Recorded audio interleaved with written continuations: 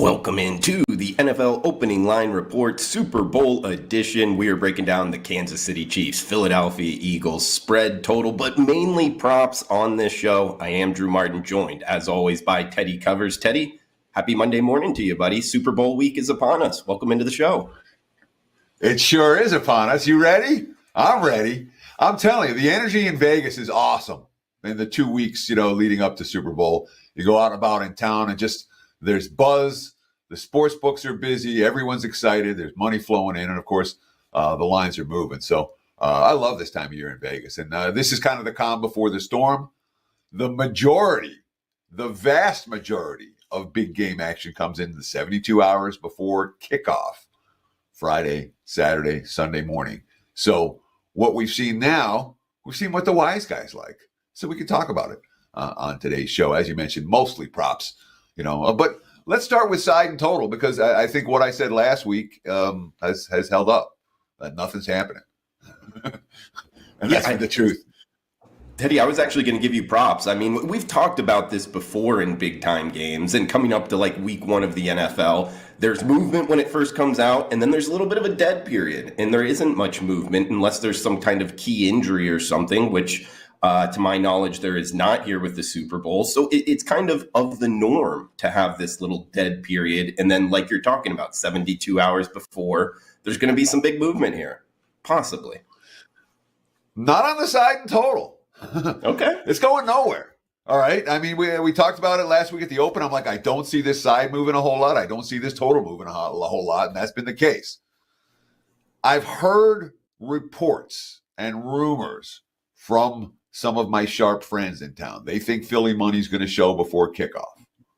That being said, I'm seeing some of the consensus numbers showing that KC's, 2/3 plus of the public money coming in on Kansas City. I don't know that we're going to see this wise guy move towards Philly happen in any real way. Again, hasn't happened yet. Looking at the WagerTalk free live odds screen, there's no indicators. There's no leading indicator books that are saying Philly's about to take money. I'm not this expected wise guy support for Philadelphia that hasn't really come through yet. Maybe it'll come, and maybe it'll be enough to move the line, but I'm not seeing signs of it. And again, I would expect Kansas City to go off in this same range that we're seeing them now, -1, -1.5, money line. Total sitting in the 49 range. I don't think that's doing anything. Money line still in the -120 to -130 range for the Chiefs, depending on where you shop around. I don't see that moving a whole lot between now and kickoff. But like I said, some of my sharp friends are fairly confident that money will show for Philadelphia before kickoff. Whether it's enough money in on a game of this magnitude to move the number, we'll have to see. But there is some sharp support for Philadelphia. Then again, there was sharp support for KC right at the Open. So I'm not anticipating anything. Not side, not total. And again, the public's going to come in with some over money. The wise guys are going to take everything above 49 and bet the under. So this line's not moving a whole lot. I don't see a whole lot of movement between now. We're talking about the 72 hours. Even in those 72 hours, I'm not expecting this line to move in any significant way. Meaning Philadelphia becomes a favorite, meaning Kansas City gets to 3. Neither one of those things is going to happen. Sure, Teddy. And we are seeing -1.5, 49 to be the consensus number right now. However, there is -1 out there, select shops. If you go to the WagerTalk live odds screen, there's also 48.5 with juice to the over out there. So like Teddy's saying, there isn't a whole lot of movement to this point. And we're likely not to get any, both sides and totals is what it sounds like, TC. Before we get into the props, did you want to throw out anything else with side and total? I mean, we could beat the dead horse to death if you want. No, we're good. Total-wise, we will see a dichotomy between the books that cater to public bettors and the books that cater to wise guys. The public bettors are going to bet the over in this game. The wise guys have already made a case for the under. So that is legit sharp square divide. Pros, under, Joes, over. Sidewise, two-way action. And that's I don't anticipate any type of the sharp book's going to be at this and the square book's going to be at this for the side.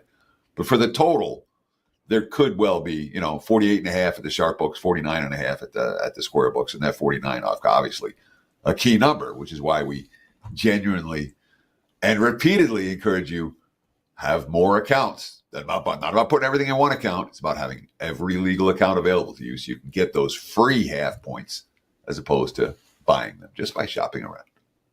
Sure. And a good resource is using the WagerTalk live odds screen as well, guys. Check them out and get the best number. So, Teddy, talking about some props here. Of course, it is a fun thing to bet. Like we talked about last week, though. Don't kind of pepper the board too much, guys. That's one bit of advice I would give TC. So I have done Super Bowls in my past where I've just had too many prop bets, and it's like not enjoyable to watch because you don't really know what to root for. That's one bit of advice I would have if you're just kind of getting into this. But Teddy, I'll throw it over to you, man. What's kind of on your mind betting some of these props? So I want to refer first to what you were talking about right there. All right. This is Christmas for sports bettors. All right. The Super Bowl is our national betting holiday, and everyone wants to bet. I do, you do, Drew does, everybody does. Okay. It's okay. Keep your unit sizes small, and you can pepper the board with action. If you're used to betting $100, maybe you bet $20 on these props, and you can pepper the board. All right, $20 here, $20 there, no big deal. You used to betting a dime, maybe you bet 100 or 200 on your props, and keep your unit sizes small. It takes a lot of the stress out of the equation and puts a lot more of the fun into the equation. Not that these aren't positive expectation wagers. All right. There are certainly positive expectation wagers. And many of the sharp bettors I know will load up on Super Bowl Sunday. They'll have their entire bankroll in play in one way or another. Now, some of that is certainly, looking for middles, where they're betting under a high number and then over a lower number. And, it's not all truly at risk. But lots of sharp guys put a significant portion of their bankroll in play this week. As a casual bettor, we don't want to do that. All right. You don't want to do that. So it's okay to pepper the board and make a good handful of wagers. I've got a 9-play prop report up at WagerTalk.com. I'm going to talk about a couple of them here in a minute. But my unit sizes are small. I usually bet 3, 4, 5 units for an NFL game, and my prop bets are quarter of a unit, half a unit for what it's worth, so significantly smaller. And that's the way to have fun on Super Bowl Sunday. Keep your bets small, keep your prop bets small. You can make a bunch of them, but don't go nuts on this stuff. And of course, I'm sitting here with the Superbook sheet. It's 50 pages, and it's just, it's insane. Going through it is like reading a book. And then as you go through it, you want to have a handicap of the game in the back of your mind. You're coming up with a whole bunch of stuff. Hey, let's go, circle, let's come back to this, circle, let's back to this, look at the hard numbers. I found 9 that I liked. There were a good handful that I probably could have bet too. They didn't put on the report. I didn't want too much. Let's talk about some of them now. Here's one that I bet. All right. This is one other factor here, Drew, before we start getting into some of this stuff. This is classic sharp square divide stuff, and it's important to talk about. The pros are very willing to lay juice, betting a lot to win a little when they have the odds in their favor on Super Bowl Sunday. So many of the props you're going to hear me talk about today, they're not plus price props. They're minus price props, but they're favorites for a reason. The casual bettors looking to bet a little to win a lot. The professional bettor, the wise guy, is much more comfortable betting a lot to win a little than the casual bettors. And that's the way you kind of chip away. At least I do a lot on Super Bowl Sunday. I'm not betting the yes safety or the yes overtime or the yes missed extra point. Even though we could have missed extra point here. The big plus price props are, I'm not going to call them sucker bets, but they're certainly public bets. We've seen overtimes. We've seen safeties. It happens. But the math isn't right to back those relatively long shot propositions. They're square bets. I don't make them. I'm very comfortable laying prices as opposed to taking prices. And the props I'm going to talk about right here, I don't think there's any of them that are plus price. I was looking for one. I'm like, there's got to be one good one plus price here, and I didn't. I don't have one for you on my list of stuff I wanted to talk about. So Let's talk about some props, Drew, if you'd like. Yeah, absolutely, TC. And it sounds like you went over some game props. You know, most of these sports books, it's like game props, and then it's another tab for player props. And sometimes I notice player props, yes, they'll get up to like minus 140, minus 150, but a lot of times you can tell they're trying to keep it around that minus 110, Teddy. So in that standpoint, I don't know that there would be like as big of a sharp square, like lay a lot to win a little. Whereas these games like go to overtime, you know, things of that nature, that gets a little tricky in terms of just the, you know, the price point on some of those. Sure. And so there's surely a player prop I'm going to talk about right off the bat. Let's talk about Patrick Mahomes, because this is one I was at the Westgate Superbook for the prop party on Thursday night when all the numbers come up. And I'll give the Westgate credit. You know, I really will. The marketplace has changed dramatically. When they used to have the prop party on Thursday night, they were basically posting into a virgin market. You know, virgin numbers, and there was a first action out there. Now, in the modern world, you know, FanDuel, DraftKings, MGM, Caesar, they all had props out already. So they were putting their numbers up into a mature marketplace. And yet they didn't change their strategy at all. It was like, we're going to post our numbers, and if we're going to get arbitrage, we'll get arbitrage, so be it. We think our numbers are right, which is something I respect. As opposed to, all right, now we're going to put up market numbers on this stuff. And a lot of the first bets, you know, they were estimating 50, 60% of the first bets coming in are all arbitrage on Thursday night. That being said, certainly one thing that got hit was they were betting both quarterbacks rushing yards over. Yards over, attempts over. Patrick Mahomes got hit pretty significantly.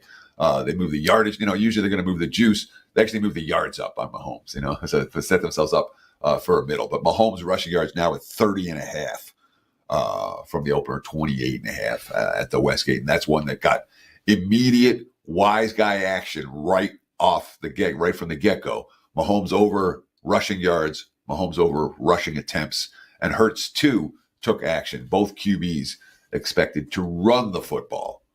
And that's some of the first bets that we saw, some of the bigger bets that we saw on Thursday night at the Westgate. And it's always fun down there, dude. It's a wise guy party, dude. I see a bunch of guys I haven't seen in a while.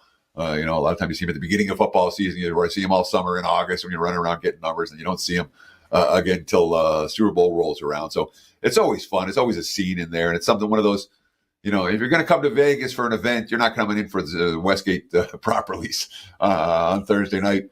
You know, you're coming in for the Super Bowl itself or for March Madness or something like that. But it is one of those deals. If you happen to be in town, it's really worth going down and checking out our friends at the Westgate. So here's one that I wanted to, I'm not seeing it widely available. Total turnovers in the game. I saw there was under 2.5 juiced to the under. All right. Interceptions, 1.5 juiced. Was it minus 140 to the under? 1.5 to the over on interceptions. Fumbles, 1.5. The under is minus 270. That's lost fumbles. When we look at KC and Philadelphia, something that really stands out. Neither team turns the ball over very much. And in a game like this, where I personally am not expecting to see this isn't going to be a 14 possession game. This is going to be like an 8, 9, 10 possession game. Fewer possessions, fewer chances for turnovers. I like under on the turnover props. I don't see whether you find the total turnovers, interceptions, fumbles. They're both a little juicy, but I don't see either QB throwing a whole lot of picks, and I don't see, again, the fumbles, which Philadelphia has been very lucky with in the postseason. Lost fumbles is the key here. Remember, the fumble itself doesn't do anything. A lost fumble, you need 2 of those to cash your over bet. This is one that made my card. Number of different players to have a pass attempt in this ballgame. I took the under 2.5, and I laid, minus 180 with it, and I was very comfortable with that. Go look at the season for Philadelphia and Kansas City. You know how many non-quarterbacks have thrown a pass for these two teams this year? 0. That's regular season. That's postseason. 0 non-QBs. Now, Carson Wentz threw pass. We saw when Hurts was banged up. We've seen backup QBs come in and play. Mm-hmm. So basically, if you're taking the under 2.5 players to have a pass attempt in the game with the juice, you're saying the quarterbacks aren't going to get hurt. Yeah. In a game of this magnitude, I'm not expecting anyone but Patrick Mahomes and Jalen Hurts to throw a pass. This isn't one of those, all right, yeah, let's line it up and try this particular trickery. We may see some trickery here, but I don't think the trickery comes with another player throwing a pass. When you have Hurts on one side, Mahomes on the other, you don't want your punter throwing passes or any of that nonsense. So I played under 2.5, minus 180, and I thought that was, again, reasonably priced for two teams that haven't done it all season. Teddy, I don't know if you want me to jump in here and ask some questions, but I love that bet. I love the way that you structured it like that. I've done this in the past and cashed. You did bring up the Carson Wentz thing, but that almost comes into, a bet of, does a quarterback get injured and then another quarterback have to come in, which could happen, but still at minus 180, I like your bet. One question I would have for you, and I haven't done this research, is are any of the wide receivers, were they quarterbacks in college? You know what I mean? Like they've really been hiding. Yeah, sure. Is this a Josh Dobbs situation or something? Exactly. And this is what we know, okay? Nobody other than the QBs have thrown a pass all year. Okay, all right, fair enough. Okay. But maybe they were hiding. I don't know. I just like to research. Maybe they're saving it, they're saving it. But again, if you're in the biggest game, do you want someone that, do you want your running back? And I can't think of anyone from either team that was. No, me neither, off the top of my head. Yeah. It wouldn't be a running back. It'd be a receiver most likely. But no, like the bet, man. Yeah, thank you. I hope it cashes. It's great to like it. So we're shorting turnovers. We're shorting the number of players to have a pass attempt. Let's short the shortest touchdown. And this didn't make my card for one reason. All right, didn't make my card because I'm leaning under in this game, and I don't think there's going to be a ton of possessions, which means I don't think there's going to be a ton of touchdowns. And if I don't think there's going to be a ton of touchdowns, I don't want to be betting shortest touchdown or longest touchdown of the game props because you don't get enough TDs. That being said, shortest touchdown of the game under 1.5 yards. What's that? Minus 165. I'm not sure if that's still the number, but that's a little juice. Again, shortest TD has to be a 1 yard touchdown to cash, and it's minus 165 favorite. What does that tell you? It tells you we're likely to see a 1 yard touchdown cash. One time, what does Philly do when they get to the one? Tush push. That's worked pretty well over the years. What's the chances of a pass interference or a penalty in the end zone that gives the ball someone the first and goal at the one? Fairly reasonable. These type of things happen. So shortest touchdown of the game under 1.5 yards. Again, it's juicy. And I didn't bet it, but I certainly lean in that direction. Is the shortest TD under 1.5 yards. That's one that made a whole lot of sense to me. Score the final minutes of the final 2 minutes of the first half.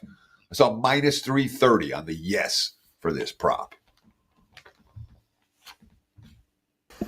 Okay. I really expect to see it's a little bit juicy. Again, it was too juicy to make my card. All right. I didn't want to lay 3.5 to 1 or close to it for a score in the final 2 minutes of the first half. But these two teams can score with 7 seconds.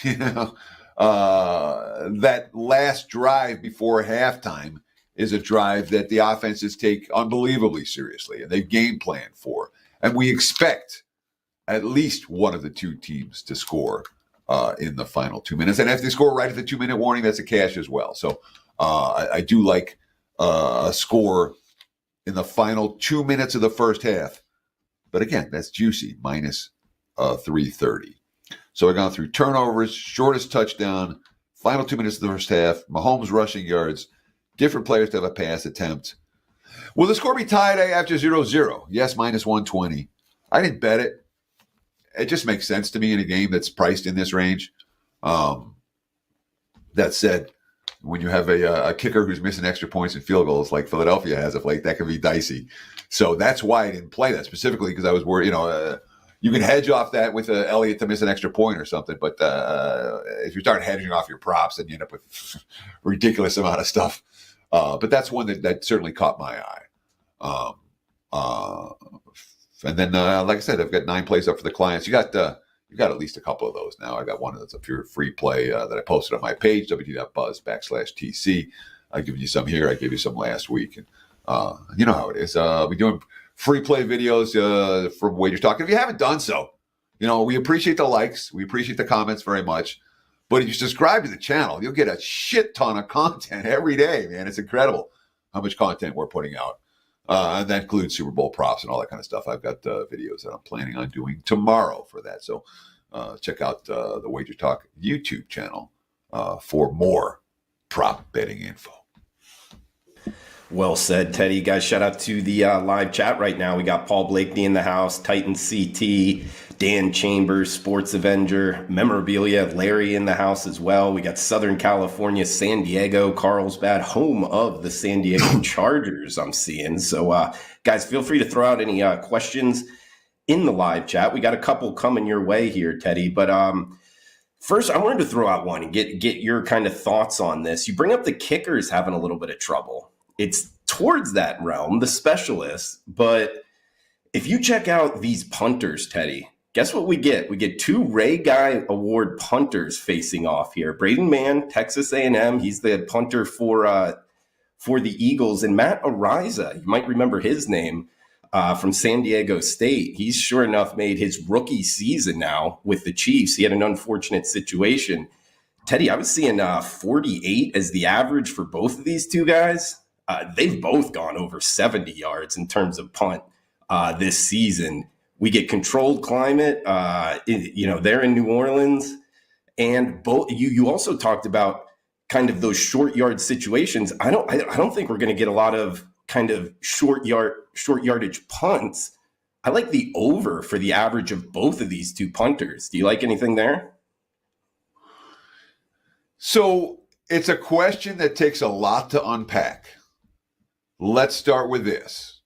Conceptually, last week, or when Philadelphia and Kansas City were in their respective championship games, we saw a boatload of fourth down conversion attempts. No one was punting. Everyone was going for it. And Philly didn't have to worry about it too much.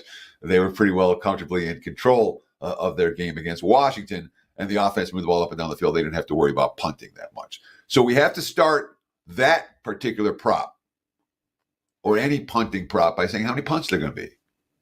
Do we expect a lot of punts or do we expect a few punts? And I think we'll see, even though I'm expecting a relatively shortened game with longer drives and slower pace, it's a scenario where I would expect we're going to see punts and not going for it on fourth down the way we saw last time around. It's a different feel to the two opponents. Washington was a dead nuts over team. Buffalo, in a sense, was a dead nuts over team. Both those offenses were explosive and extraordinary.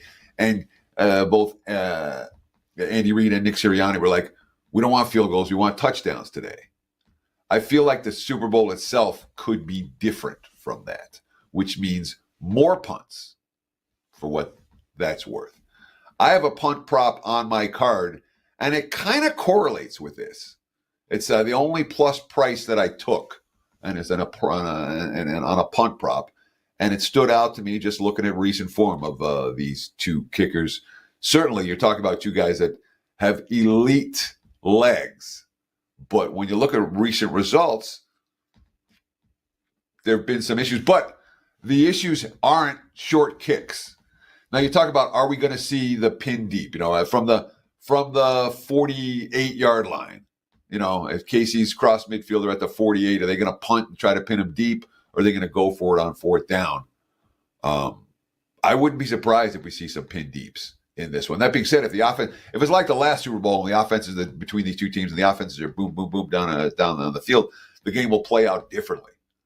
But if it's not like the 38-35 shootout, we're going to see punts, and we may see some coffin corner kicks in a way that perhaps you're not expecting. So again, I'm not betting it. It certainly makes some sense. We are talking about two real good kickers, two real good punters. And if you're punting from the 30, we can get the rolls. And a 70-yard punt goes a long way towards helping you cash that over. I'm not going to talk you out of it. Not a bet I'm primed to make. No, and that's a great point, Teddy. And I spent a lot of time researching it in terms of trying to stay away from like the coffin corner where you lose, and it's not because of the talent of the punter. It's just the situation that happened, like you just went over. But I do agree there could be more punts, but I don't necessarily agree that in plus territory, these two teams aren't going to go for it. I think that's a difference. And if they're punting from this side of the 50, like you said, on the 30-yard line, I mean, I'm feeling good if they line up for a punt and either of these two guys is punting from their own 30. Sure. Anytime you got a guy whose nickname is the punt god, Yeah. Arezia at Utah was is as good as college kicker punter as I've ever seen. Oh yeah, San Diego State. Yeah. Yes. Sorry, my apologies. Who am I thinking of from Utah? Not sure. Don't know. Doesn't matter. Yeah. Okay. Somebody else. Some phantom thing in my head. Yeah. Sorry. San Diego State. Well done. Yeah, true. Thank you. And what I'm wrong. Look, I'm wrong all the time. I'm on the air. The brain doesn't work quite as well as it did, 30 years ago. If I'm wrong, correct me. I don't. In the chat, by all means, in the comments, it's fine. My feelings don't get hurt. I'd rather the correct information get out there than me giving the wrong college to someone. Who the hell was Matt? It was a guy. It was Guy from Utah. Was it? And he's on. Oh yeah. His last name was Guy. Yeah. Well, Teddy, we do have some questions. Do you want to throw out anything else though with the props? I mean, I'm done with it. Really. I mean, okay. I've given you props. I've given you thought process on the whole Super Bowl. I've given you as much side and total as I can give you. Question away, my friend. All right, Paul Blakeney from the other side of the pond in Essex, England. Welcome on in. Yeah, he's in the house. We got Titans CT in the house. Question, Teddy, with the logic of Kansas City's defense focusing on Barkley, do you like his reception yards over 14 and a hook? No. Mm-hmm. Yeah, the receptions to a running back, that's kind of tough. That's a tough handicap. So Pacheco's one guy you might want to target for receptions this week. That's one that he's done in the Super Bowl in the past. He's been underutilized since returning to health. Pacheco's the guy I would look at for receptions of the RBs. But one thing that I'm really not looking to do is bet a bunch of overs. Okay, everyone wants everything over. This is going over. That's going over. This is going. Oh, it has to go over. And obviously Barkley can do that on one catch. And it wouldn't shock me if he did. But it's not a bet that caught my eye. It's not a bet that I made. Sports Avenger asking, does this game is it considered emergency betting alert game? Any emergency betting alerts here in the prop market, TC? So from side and total standpoint, I mean, like I said, when we talked last Monday, I'm like, there's nothing doing with this line, and it hasn't moved, and there's no emergency betting alert for that, and nothing. The emergency betting alerts are in theory useful when the lines are fresh. We got virgin numbers we talk about Monday morning. When you can see this line is likely to move, this one's likely to get hit, we can talk about emergency betting alerts. I probably could have talked about this when it came to the props on Thursday night, but when they opened at Westgate. But we're in a mature market right now. Mature market for props, mature market side and total. So the emergency betting alerts, it's too late. There are none. The money's already moved. Teddy, you brought up going to the Westgate on Thursday night. Are there any names you want to throw out there? Like good conversations, people you were excited to see? I'm trying to think who people would know. I saw Doug Kazarian down there. It's always good to see Doug. You remember Doug from his ESPN days. Patrick Everson's another guy who's out and about all the time in terms of reporting on the sports betting industry. He was down there. It's always good to see Pat. Surprising number of odds makers around. Rex Byers is down. Rex Byers is always a fun to talk to. I used to have him on my Sirius XM show as a guest, and a former bookmaker, and certainly a guy who's got a lot of personality and a lot of opinions. He's always fun to talk to. And then, there was a good handful of wise, the wise guys I'm not going to talk about. I'm not going to drop names. But you guys know who they are. they're the famous sports bettors who are out there. And either they or their representatives, many of them were in line at the Superbook. So I don't know. What other names were there? I don't know. Teddy, you brought up something in terms of Westgate not changing what they're doing, and that's one thing that's bothered me in the sports betting industry. If I had to say one thing of the legalized sports book that I'm not a fan of, it's you can just tell that there will be a book that opens up the line regardless of what sport it is. There's an opening book, and granted, they're not taking a lot of money, and you can just go down the list. I mean, college basketball is a great one to do this with. Go look at the WagerTalk live odds screen. There will be a global book that opens up side and total all the way down, and then 5 minutes later, 2 to 3 other books go right down, and they're within a half a point of almost all of them, Teddy. So it tells me, in some of these risk rooms around, it's really like, it's not that tough of a job. You just kind of go down and you copy off of the first one almost, man. I don't know if you have any thoughts on that. It's not really a good thing for the sports bettors, in my opinion. No, I mean, there's always been that sense of that. But as long as you have books out there that are willing to take opinions, that are willing to, let's give the Westgate credit. Here's a mature market. The Westgate is like, well, we're not going to copy those numbers. Let's put our numbers out. We think our numbers are better. And that's a ballsy move. That's only a move you can make when you don't have bean counters on your ass every day, because sometimes you're right on this stuff and sometimes you're wrong on this stuff. And when the bean counters are giving you grief, you can't make moves like that. So we'll give the Westgate credit for doing that. But it's not a scenario, Drew, in which one book or any given book is controlling the markets. All right. It is a diffuse marketplace out there.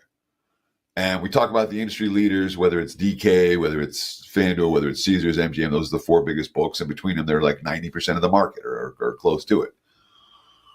Though none of those books are great for wise guy bettors. All right. Not a one of them. Everybody gets limited. And if you bet successfully, you have a problem maintaining relationship with those books. That's one of the advantages of the betting exchanges, of the smaller books when it comes to a national footprint, but the books here in Vegas, like Westgate, like South Point, like Circa, who will take a bet and won't limit you. So, I mean, to me, that's impactful in that sense. I don't know if I answered your question or not.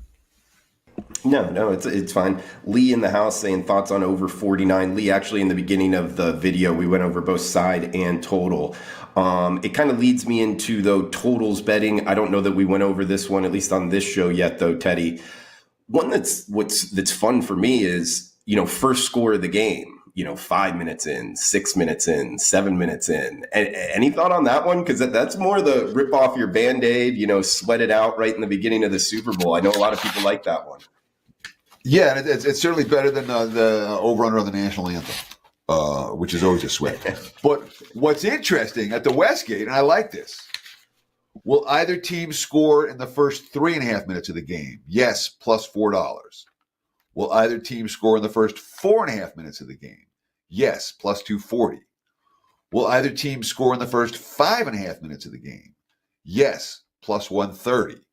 Will either team score in the first 6.5 minutes of the game? That's the minus 110 either way. Will either team score in the first 7.5 minutes of the game? Yes, minus 175. So between 3.5 at yes plus $4 and 7.5 minutes at minus 175, if you want to know, you can bet them all. And Teddy, I believe that it's either the 5.5 or the 6.5 is on a 6-1 the last 7 years to no score. It's been a slow start to Super Bowls, if you will. Even though some Super Bowls have been higher scoring, not in the beginning. So again, I have one of those on my client report. Okay. And I'm with you on the concept of the game starting a little bit slow. And that's just the way these games roll. And look, someone could take the opening kick and methodically move down the field and punch in a score on the first drive of the game, and you can still cash on your there are no bets as long as the drive is longer and slower. You don't even need a punt. You just need a longer, slower drive to open the game, even if it's a scoring drive. And if you can get 5.5, 6.5, 7.5 minutes out of it, like both these teams are capable of doing on any given day, you can cash that over bet, even if they score on the first drive. Teddy, feel free to be short with this. Any novelty props that you get involved with? Do you have any opinions on any of them? Halftime, Taylor Swift, anything like that? So back in the day, I used to spend a ton of time working on this stuff. And I went back and looked at my results for putting that time in, and my results it wasn't worth it. So all the cross sports prop, they're interesting to consider, but it's a big handicap. And now you're adding to the questions of, it's not just one side is question. Now both sides you have to handicap. You know what I mean? You're not just handicapping one player. You're handicapping, okay, I have to handicap this one player, and I have to handicap whether the Red Wings are going to get a goal in the first period or not, or that kind of stuff. It adds more uncertainty to it. So again, fun, recreational, $5 here, $10 there, $20 there, $50 there, fine. Go have a good time. But they're not bets that I've put a lot of time into. The Taylor Swift stuff, again, the what will the announcer say stuff. I mean, again, you might be able to find edges. I'd rather put my time in handicapping basketball right now. That's where the money is moving forward, not trying to figure out Taylor Swift. And, we had a great weekend betting hoops this past weekend, and then we'll see if we can keep it rolling in the new week. But in a time management issue, I'm not going to spend a shit ton of time working on Taylor Swift props and how long the national anthem is going to be here and what color the Gatorade is going to be. There's more money and better bets to be made putting your time elsewhere. There really is. Yeah, and by this time, a lot of them have moved anyway. Like, for instance, we talked last week on what the MVP will say first, who he will thank first. And we brought up God/religion. And I brought up the fact Patrick Mahomes, he did it last time. He's like a pretty good, with his speech. And sure enough, Teddy, I went and looked before. It's minus 190 now. So the market moves on this stuff. It's not rocket science, sure. Significantly. Yeah. But yeah, I mean, that's, one of the issues of getting, why we talk about this stuff early, why my prop report was out early, why this side in total were out early. If you can wait, and that's fine, but you got to wait to be betting against these moves that that are going to come, not with it. Sure, Teddy. Okay, we got one more question here. Dano in the house saying, how about first turnover prop? He likes the fumble. Have you ever been involved with that? Interception, fumble, anything like that for the first turnover? So, that could be an exciting one. So first turnover, and again, I read out some turnover numbers before. The total turnovers under 2 and over under 2.5. Interception 1.5. The under is minus 140. Fumble 1.5. The under minus 270. This is the issue with fumble. All right, you can fumble, but the other team has to recover it. That's the key, and that's why the chance of a fumble and interception aren't dramatically different. There are more interceptions than fumbles, but not way more. But recovered fumbles, there are way more interceptions than recovered fumbles. And that's why you're seeing the price is where it is. So, again, to me, that's a fairly random prop. I like total turnovers under. And I wouldn't argue with under interceptions or under fumbles. So I'm not, again, you're looking for the plus price. Everyone's looking for the plus price. Look for some minus prices. Teddy, should we wait for next week for NFL draft futures? Yes. First pick over? Okay. We will be back. And I know there's been a lot of movement on that of late with the kid out of Penn State taking a bunch of money. But next week, we'll talk a little bit about NFL draft futures. We'll talk about NFL, we'll talk a little bit about the NFL draft. We'll talk about futures for next season. I'll be interested to see if we have win totals posted by next Monday. I doubt we will, but if we do, we'll run through them. We'll talk about the future book odds. We'll go through and grade some of these props. The show after Super Bowl Sunday, the Monday show after Super Bowl Sunday, it's a fun show. So I encourage you to come back again next week for one last edition of the Wager Talk NFL Opening Line Report before the season is through. Because going through some of these prop results and some of the crazy shit that happened, it's always a lot of fun the day after. And it gives us a chance to put a bow on the season and a bow on the playoffs and take a look ahead. So it's a show again. I mean, so the TV show, the Beat the Odds TV show that I do, this is the last week. They're done. For Wager Talk, bet on it. After this week, nothing till there's no post Super Bowl until March Madness. I like that post Super Bowl show. I think it helps. It helps me. It helps the focus. And as I talk, it helps me start thinking about it. There's some of the teams I want to be focusing on in the offseason. So I encourage you to check back and hang out with us again next Monday. Because this Monday, like always, is fun. And hopefully get you ready for the offseason. Of course, Teddy has the season win total report coming out in the offseason as well. I'm sure this tees you up for that. And guys, we will be back next Monday, 10 a.m. Pacific time. So come back and join us. Also, comment below. If you're watching on replay, feel free to fire away any questions. We'll answer them on next week's show. What you're looking to bet as well. Any props, side, total, all welcome in the comments below. TC and myself will be in there throughout the week chiming in. But Teddy, throw it back over to you, man. Great show as always. I think you got a 5% big ticket up here at WagerTalk.com, I believe. And anything else you want to throw out before we shut it down? Yeah, let me give you guys some promo codes. Obviously, I love doing this show. I love providing information for you guys each and every day, each and every week. But I got a service, man. If you're interested, we have this great promo right now. The Super Bowl All Access. If you buy today, you get everything before the Super Bowl as well. But it's $99 a month for a 12. Through every play, every day, in every sport, including all 5% through next year's Super Bowl.